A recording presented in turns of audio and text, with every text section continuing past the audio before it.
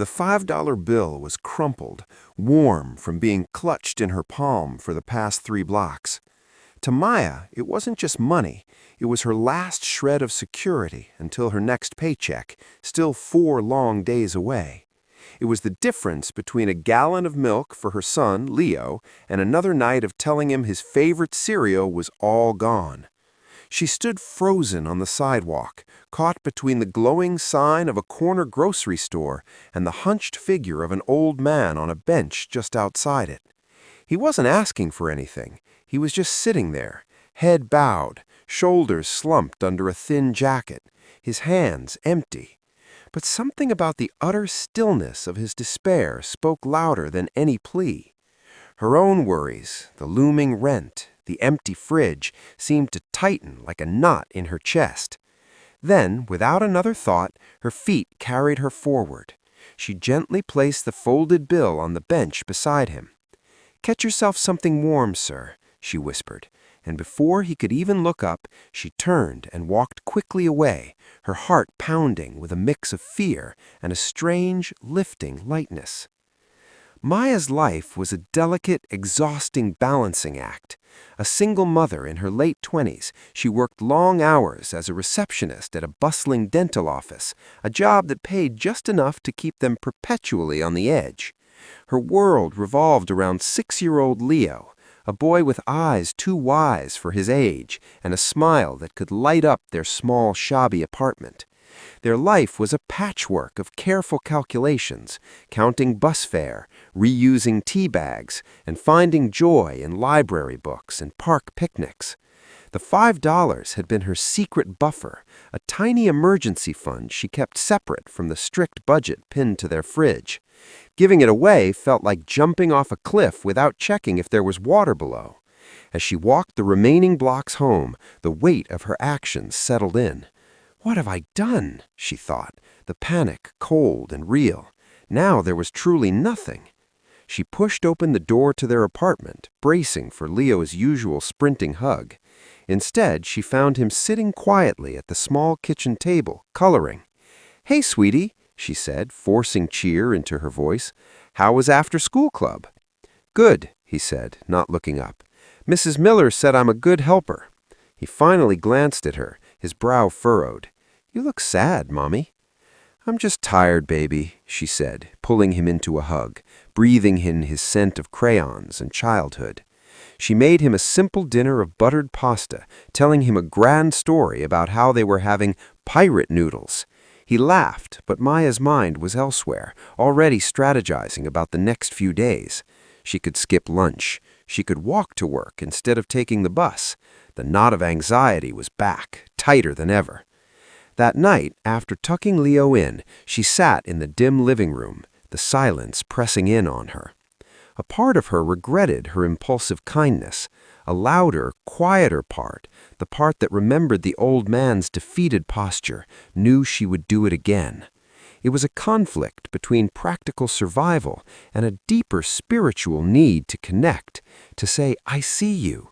I am struggling too, but I see you." She fell into a fitful sleep on the couch, her dreams filled with knocking sounds. The knocking started just after sunrise. It was firm, persistent, but not aggressive. Maya jolted awake, her immediate fear being the landlord. She smoothed her hair, wrapped her robe tightly around her, and peered through the peephole. A woman in her 60s stood there, well-dressed in a warm wool coat, her face kind and anxious. Confused, Maya opened the door a crack. "Hello? Can I help you?" The old woman's eyes searched Maya's face, then filled with unmistakable relief. "Oh, thank goodness! I've been looking for you all night," the woman said, her voice trembling slightly. "My name is Eleanor. I believe you helped my father yesterday, outside the grocery store on Elm?"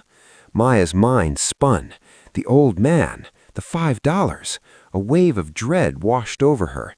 Had she done something wrong? Had he been offended? I just gave him a few dollars. Is he all right?" Eleanor's eyes welled up with tears. "He's more than all right, my dear. Because of you, he is safe." She took a deep breath.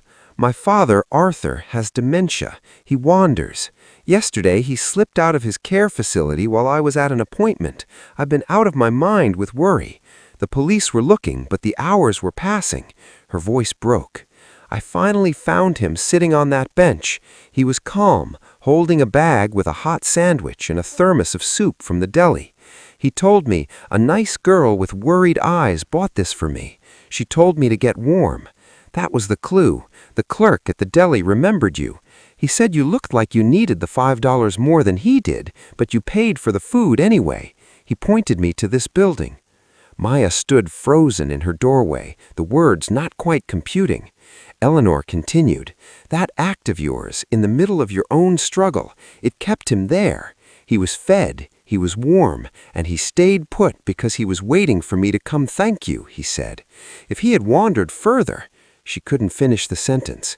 Instead, she reached into her large handbag and pulled out a sealed envelope. "This isn't a reward," Eleanor said firmly, pressing it into her stunned hands. "This is a thank you for giving me back my father, for listening to your heart when it must have been telling you to be afraid." Before Maya could refuse, Eleanor gently closed Maya's hands around the envelope. "Please, you gave your last $5. Let someone help you for a change." With a final tearful smile, Eleanor turned and walked down the hall. Maya closed the door slowly, her heart hammering. She looked at the plain white envelope.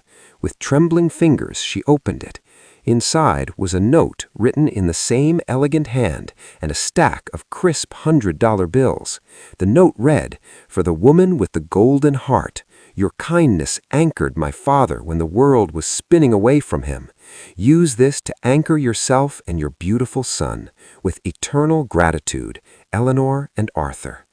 Maya sank to the floor, the money and the note in her lap, and sobbed. Great heaving sobs of relief, of disbelief, of the immense weight lifting from her shoulders. That day, the world looked different. She paid the outstanding portion of the rent. She filled the fridge with groceries, including Leo's favorite cereal and ingredients for a proper Sunday roast. She bought him the new winter coat she'd been eyeing in the thrift store window. But more importantly, she sat Leo down and told him the whole story. She told him about the sad man on the bench, about the $5, about the knock at the door. "You see, baby," she said, holding him close, "sometimes when you give from your heart, even when you think you have nothing left to give, the universe has a way of giving back in ways you can't imagine." Leo looked at her with those wise eyes and said, "So we helped him, and then his daughter helped us."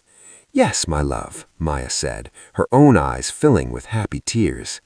The story didn't end with the money. A week later, a formal job offer arrived in the mail. It was from a small, family-run law firm for a front office coordinator position. The salary was significantly better, with benefits. The covering letter was signed by Eleanor, who turned out to be the managing partner. "Your integrity and compassion are exactly the qualities we value here," it read. Maya's single act of faith, born from a place of shared struggle, had created a ripple that transformed her life.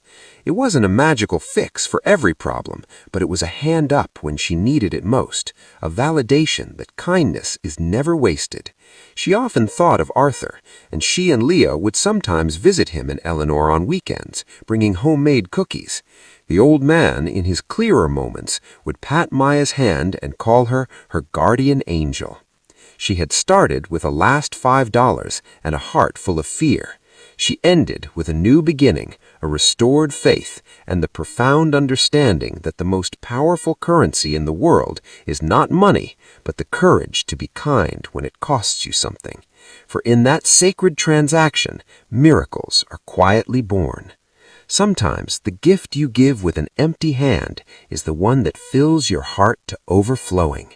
Share this story if it reminded you that kindness is a circle that always finds its way back.